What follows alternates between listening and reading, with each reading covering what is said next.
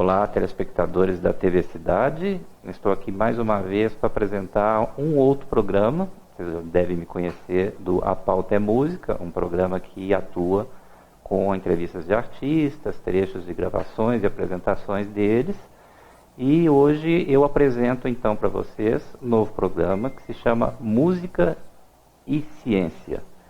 O que é a música e ciência? No antigo quadrivium da Grécia, a gente tinha as matérias de aritmética, astronomia, geometria e música. Seriam as ciências exatas da Grécia Antiga, e as pessoas que se dedicavam então à música estavam enquadradas como fazendo parte do grande mundo das ciências exatas. O que na verdade continua. O que houve foi uma evolução rápida da tecnologia, e as pessoas já têm como provar cientificamente alguns mitos, geralmente atribuídos à cultura do Oriente, chamavam de coisas místicas, de coisas esotéricas ou esotéricas, mas hoje em dia com aparelhos eletrônicos, né, a evolução da ciência foi muito grande e está tudo provado para aqueles que não acreditavam. Então eu vou começar falando, né, falei do quadrivium, e eu escolhi como tema para essa edição do Música e Ciência as cores dos sons, né, a associação das frequências do som com as frequências de um chamado fator de luminosidade relativa. Existe muita controvérsia em relação à cor dos sons. Existem basicamente duas facções, né, atribuindo cores às notas musicais, e há muito mito moderno. O que seria um mito moderno? Seriam alguns artistas que tiveram a sua origem no movimento da New Age, como Vangelis e algumas outras bandas de rock progressivo, que nas suas apresentações fazem uso de jogo de luz, de efeitos de iluminação, atribuindo então cores ao som. Mas isso de uma maneira muito precária, de uma maneira que a gente pode chamar de sinestésica, ou seja, a sinestesia, que é o ato de você englobar dois sentidos ou mais. Então, o som acompanhado da imagem é hoje presentíssimo na nossa vida, né? Muitas bandas não decolam, né, gravando seu áudio, porque não tem clipe. Então, essa associação se chama sinestesia, quando você associa uma imagem com o som. Também poderia haver uma sinestesia entre a cor da nota e a nota em si. A gente está falando de frequências, né? O som ele atua dentro do espectro que o nosso ouvido ouve, que vai de 20 Hz, que é a unidade de medida do som, até 20 mil Hz. Logicamente, com a idade, a gente começa a perder essa audição. Numa cidade grande, como Rio e São Paulo, a perda auditiva é de 1% ao ano, por causa exatamente do ruído de fundo, né? E outros ruídos mais próximos que vão subindo. Eu já cheguei a medir na rua em São Paulo 90 decibéis facilmente.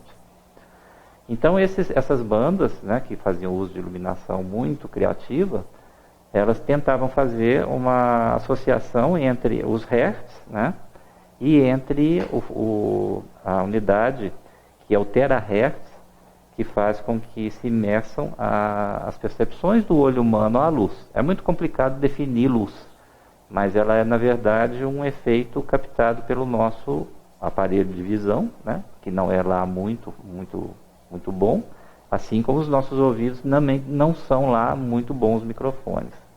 Então essa associação foi feita de maneira aleatória, a princípio, né, até passando por alguma coisa do Ocidente, e depois chegou-se a medir, né, mais acuradamente o que seriam essas correlações.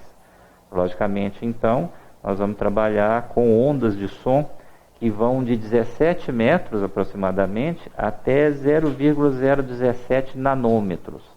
Um nanômetro, para vocês terem uma ideia, é uma bilionésima parte de 1 metro. E as ondas de luz trabalham com comprimentos de onda entre 740 e 380 nanômetros.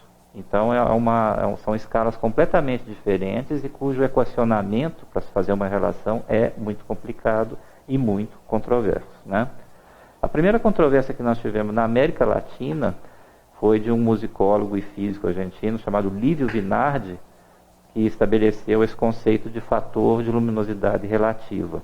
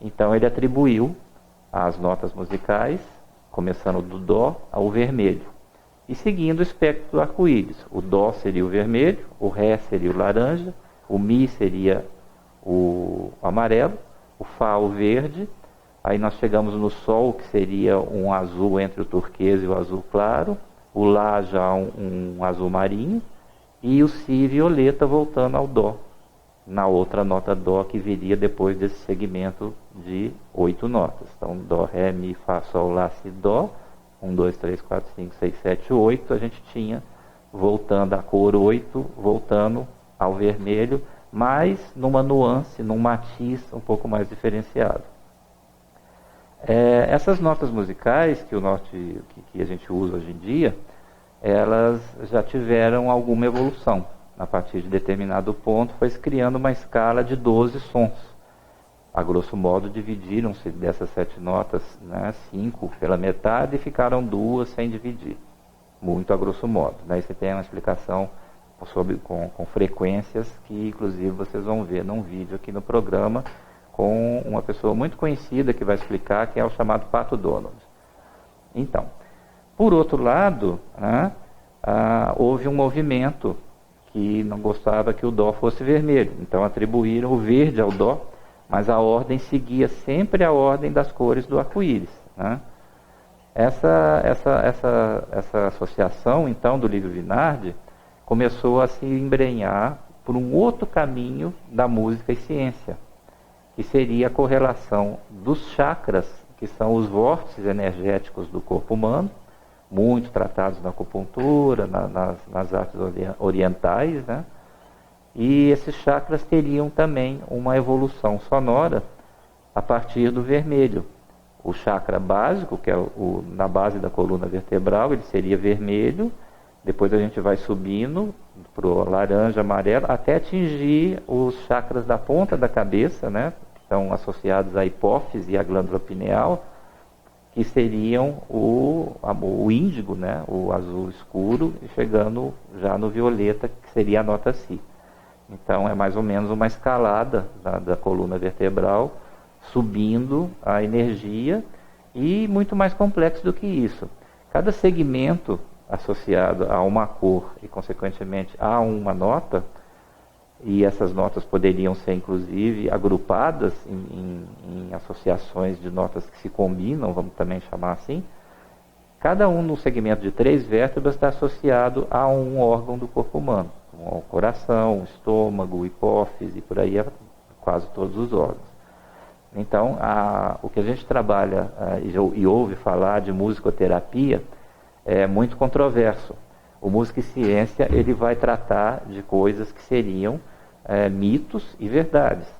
Então, nós temos hoje, dentro da chamada musicoterapia, entre aspas, né, muita gente que faz um trabalho muito básico, basicamente um trabalho de entretenimento com sons, nada científico, e conseguem autodenominar a si próprios de musicoterapeutas. Eu mesmo tive uma oportunidade de fazer um curso de extensão universitária com o professor Rolando Benenzon, argentino, e foi quando eu aprendi um pouco, né, sobre musicoterapia, e logo me encaminhei para a chamada biopsicoenergética, que é o campo de atuação do Lívio Vinardi, quando ele fez a descoberta do fator de luminosidade relativa, né?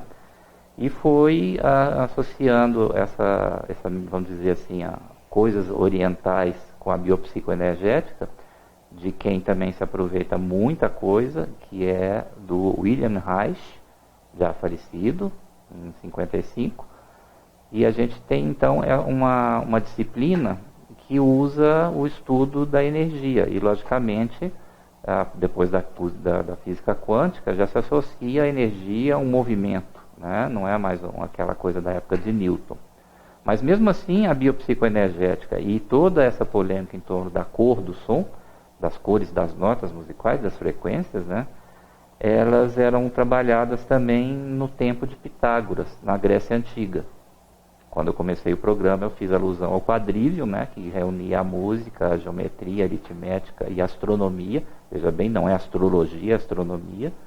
Para então estudar uma série de fenômenos que acontecem no mundo inteiro. E cito mais uma vez, o Pato Donald explica melhor do que eu no seu desenho, né?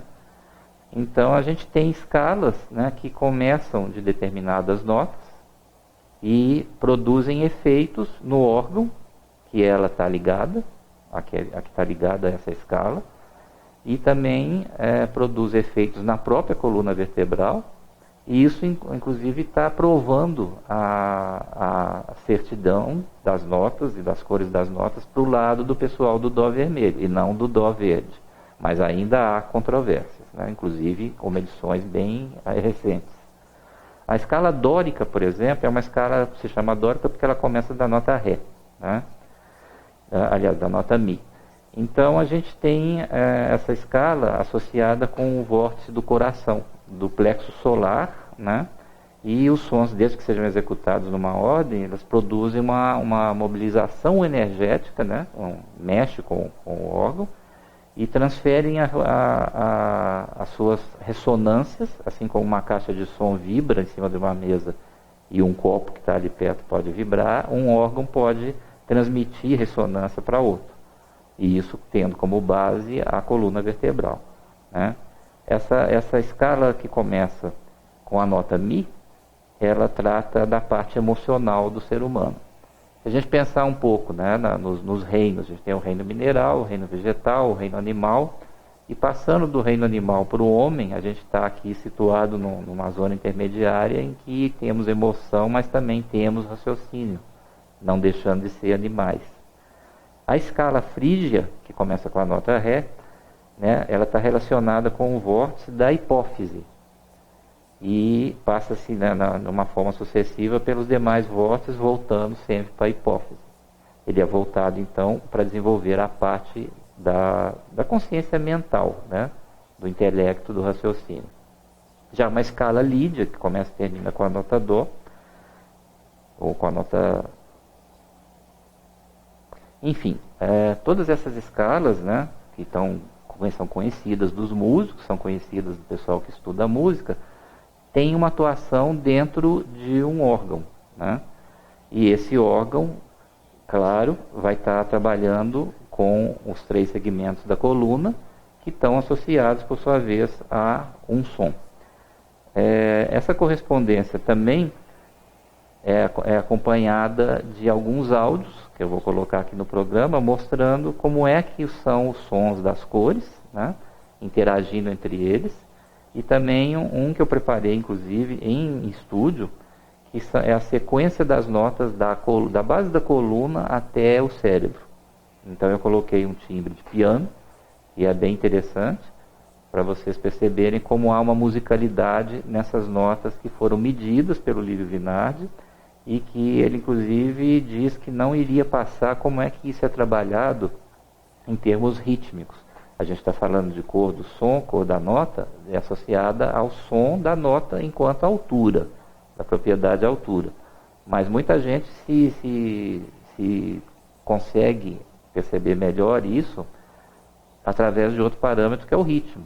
Todo mundo ouve uma música, bate pezinho e vai bater uma mãozinha na mesa, outros já pegam um violão e vão tocar juntos. Ou a marcha de soldados é uma coisa visceral para entender o ritmo.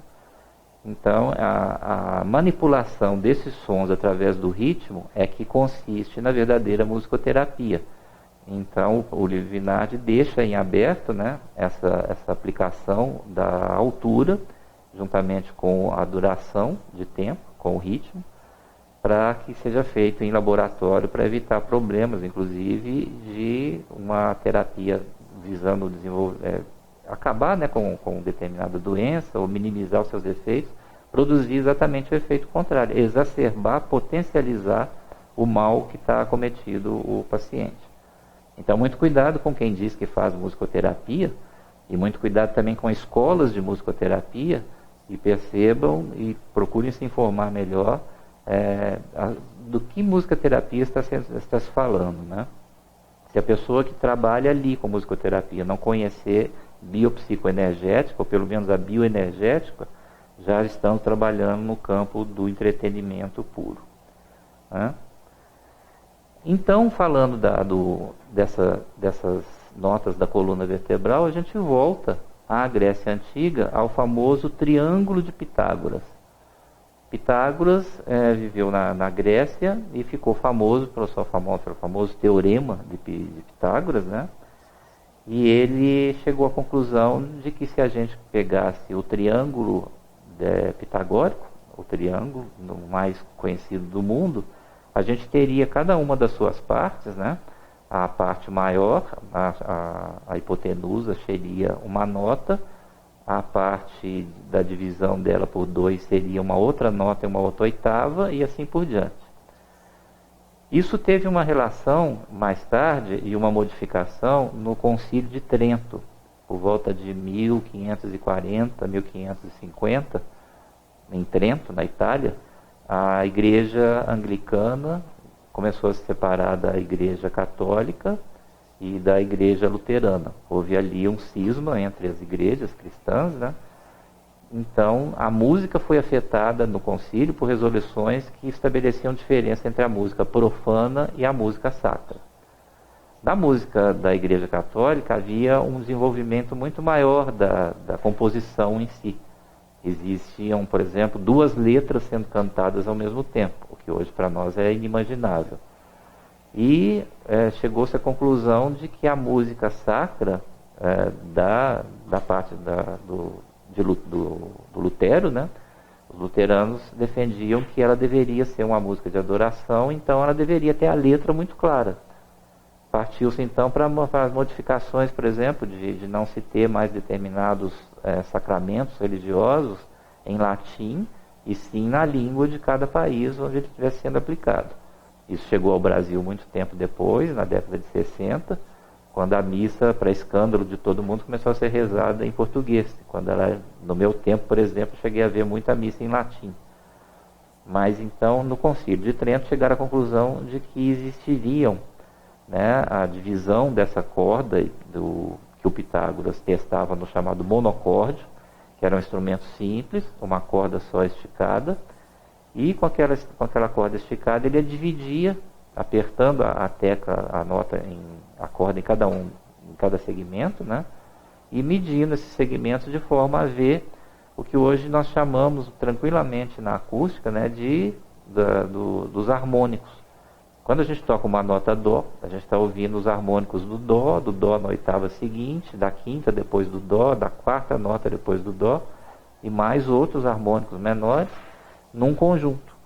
Então esses harmônicos, eles colorem o som de uma outra maneira, colorem com nuances, né, da gente perceber, por exemplo, quando um som de violino é puro, ou quando um som de violino é meio fraco, é meio chatinho, vamos dizer assim, né? Os harmônicos trabalham nesse sentido. Então tudo isso começou sem aparelho nenhum, né, sem osciloscópio, sem medição, sem computador, com Pitágoras. Ele chegou a essa divisão do triângulo, né, e deu origem à escala de 7 notas. Por isso que eu estou comentando sobre Pitágoras, porque ela vai fazer então a corroboração de que as cores do arco-íris, começando com a nota Dó vermelho e subindo por Ré laranja e assim por diante, estão relacionadas com esse formato do triângulo pitagórico, né? Para quem conhece esses sistemas de escala, a gente sabe que tem a escala de 7 sons e tem a escala de 12 sons. Também no vídeo demonstrativo aqui da cor dos sons, a gente vai ver que cada uma dessas notas, ela está relacionada também com uma impressão de sinestesia. Cada pessoa tem uma impressão própria do que está ouvindo, se referir a uma cor. Então também é preciso um certo cuidado para que qualquer sinestesia, ou digamos assim, qualquer chute nesse sentido, seja acompanhado de uma explicação científica, né?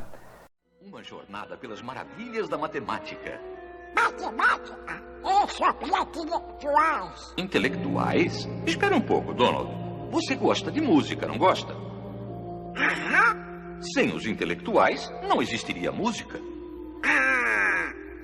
Vem cá. Vamos viajar para a Grécia Antiga, para o tempo de Pitágoras, o maior intelectual de todos. Pitágoras. O pai da matemática e da música. Matemática e música. Ah, você vai encontrar a matemática nos lugares mais incríveis. Observe. Primeiro precisamos de uma corda. Ei! Estique-a muito e bem. Toque-a. Agora divida ao meio e toque novamente. Ouviu? É o mesmo tom, uma oitava acima. Agora divida esta parte ao meio. Mais uma vez. Pitágoras descobriu que a oitava estava numa razão de 2 para 1. Com simples frações, ele conseguiu isto.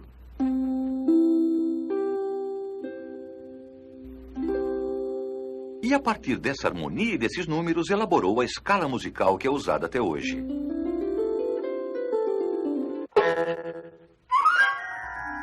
Caramba! A matemática está mesmo dos mais incríveis. Imagine só a empolgação de Pitágoras quando comunicou sua descoberta aos amigos, uma fraternidade de intelectuais conhecidos como pitagóricos. Eles se reuniam secretamente para discutir suas descobertas matemáticas. Só os membros podiam entrar nas reuniões. Todos usavam um emblema secreto, o pentagrama. Vamos ver qual é o assunto de hoje.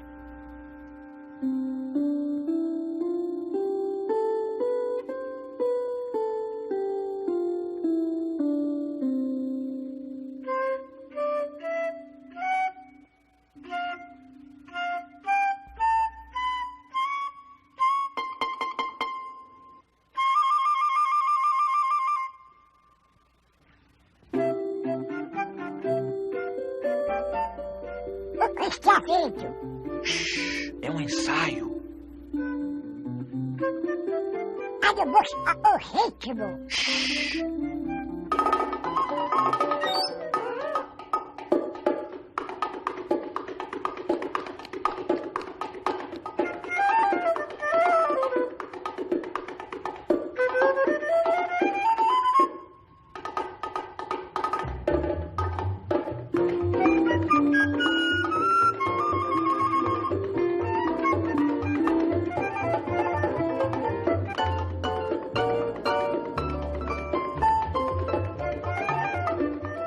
Foi, portanto, com esses intelectuais, os pitagóricos e suas fórmulas matemáticas, que surgiu a base da nossa música de hoje.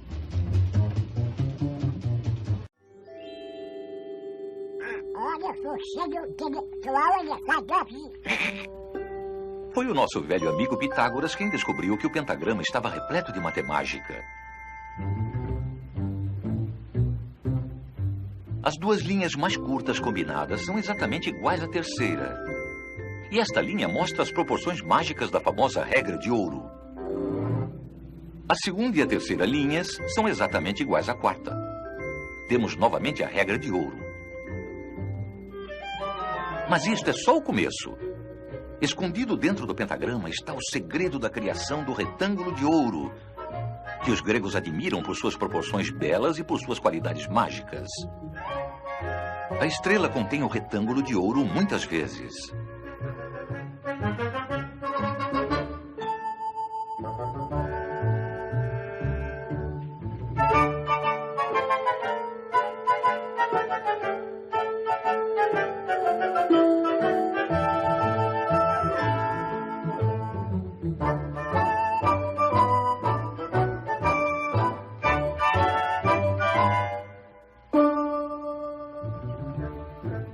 É uma forma fantástica. Ela pode se reproduzir matematicamente infinitas vezes.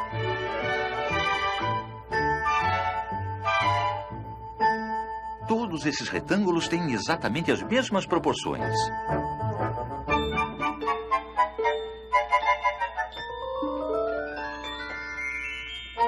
Esta figura também contém uma espiral mágica que repete as proporções da regra de ouro ao infinito. Para os gregos, o retângulo de ouro representava a lei da beleza matemática. Ele está em sua arquitetura clássica. O Partenon, talvez um dos prédios mais famosos da Grécia Antiga, contém vários retângulos de ouro.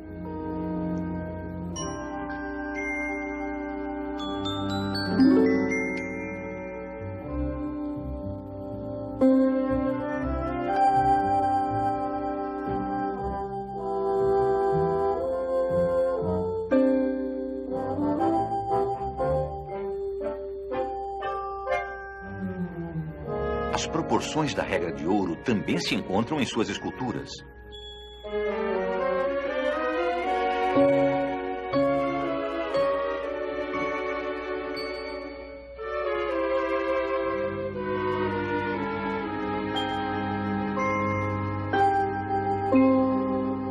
Nos séculos seguintes, o retângulo de ouro dominou o conceito de beleza na arquitetura em todo o mundo ocidental. A Catedral de Notre-Dame é um exemplo notável. Os pintores renascentistas conheciam bem esse segredo.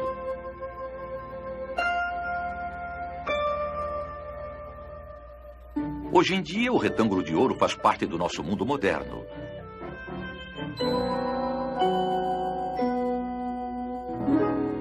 Os pintores modernos redescobriam a magia dessas proporções. Na verdade, esta proporção ideal encontra-se na própria vida. Puxa, puxa, puxa! Isso é matemática! Adoro figuras desse tipo! Donald. Ao experimentar! Não. Proporção ideal! Nem tanto.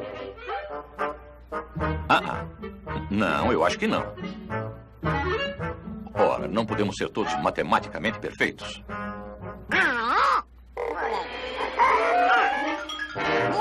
Sabia? É o seguinte. Agora que você está embutido num pentágono, vamos ver como a natureza usa esta mesma forma matemática. A petúnia. O jasmim estrela. A estrela do mar.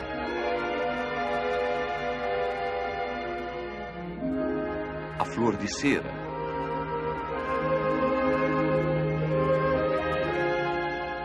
Existem literalmente milhares de membros de destaque na sociedade pitagórica da estrela na natureza.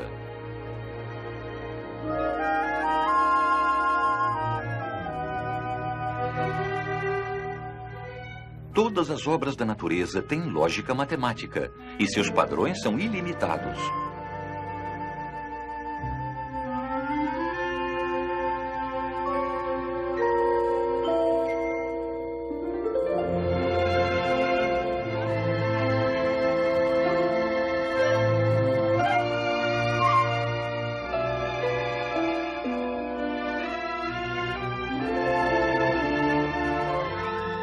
Sempre encontramos as proporções mágicas da regra de ouro nas espirais dos desenhos da natureza.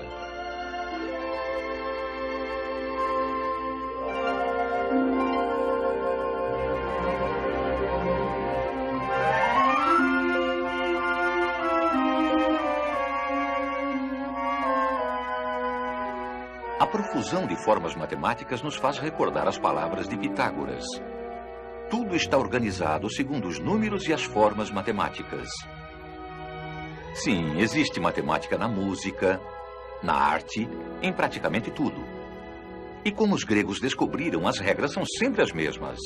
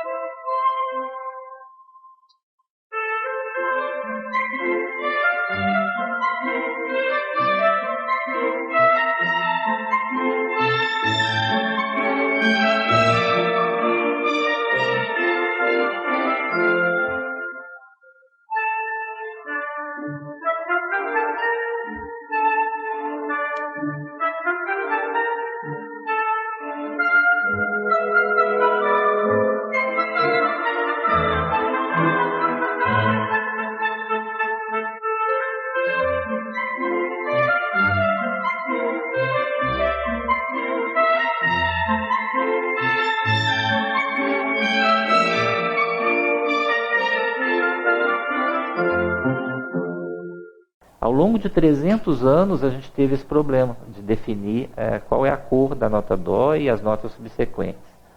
Então, foram várias pessoas, começando com Newton, né, que através de uma abordagem que ele fez com bastante especulação, né, em 1704, ele alinhou o espectro junto com o trabalho de um outro cidadão, chamado Collins, né, e chegou à conclusão de que essas notas elas poderiam ter uma sequência de cores diferente, mas também seriam cores derivadas da ordem das cores do arco-íris. Outro cidadão, o Luiz Bertrand Castel, ele manteve o Mi amarelo, só que mudou o vermelho e o azul do Dó e o Sol e acrescentou alguns outros valores, né, que a gente encontra naquelas tabelinhas de fazer cor nos softwares de desenho, ou mesmo misturando tintas na aquarela. E mais tarde, George Field, né, discordou totalmente do Newton em 1999 e baseou as escalas dele naquela junção das cores básicas, né, dos pigmentos azul, vermelho e amarelo, e aí então, dessa fusão, seriam extraídas as frequências. Então nós já estamos aí com o Fischer em 1999. Mas existem várias abordagens ao longo da história, né, para conseguir chegar a essa conclusão do som sendo uma cor. Chegou até o Brasil. Helmholtz, que inventou aparelhos, né, de som baseados em conceitos eletromagnéticos, e o Scriabin, que compunha também com já música erudita, usando cores, eles chegaram também a essa conclusão das cores básicas, do vermelho, verde e do azul violeta, já um pouquinho diferente das outras cores que a gente conhece, né, como o cian, o vermelho e o amarelo. E no Brasil, Jorge Antunes, em 1982, ele estudou na Universidade de Brasília, onde muitas pessoas têm lá um verdadeiro quartel-general da música de vanguarda, da música contemporânea, e começou a compor. Existe todo um trabalho dele a respeito, tem um livro publicado, e ele dá o nome da tabela de cores dele, a tabela cromofônica, que faz corresponder as notas musicais às frequências do espectro visível do olho humano. já é uma coisa mais recente. Então vejam vocês, todas essas informações, elas estão presentes no dia a dia. Muita gente está fazendo uso delas aleatoriamente. Como, por exemplo, eu tive a oportunidade de escrever métodos de ensino musical em que atribuía cor às notas. Era muito interessante, porque se etiquetava, por exemplo, um teclado com cores nas teclas, e o pessoal que ia tocar, a maioria crianças, começavam a tocar e iam memorizando onde ficava a nota vermelha, a nota verde, assim por diante. O adesivo que a gente fez não tinha lá uma boa qualidade e começou a se desgastar, a ponto de que não tinha mais cor nos adesivos, nem nome nenhum. Eles ficaram todos brancos. E eu fui deixando e a associação continuou com os aprendizes localizando a nota pela cor que já não existia mais, mas que ficou memorizada. Essas cores são exatamente as cores, as 7 cores do arco-íris e os seus nuances. A gente vai continuar esse trabalho, né, num próximo programa, mostrando então as aplicações atuais e antigas de cada um desses polêmicos descobridores e desenvolvedores da relação da cor com o som.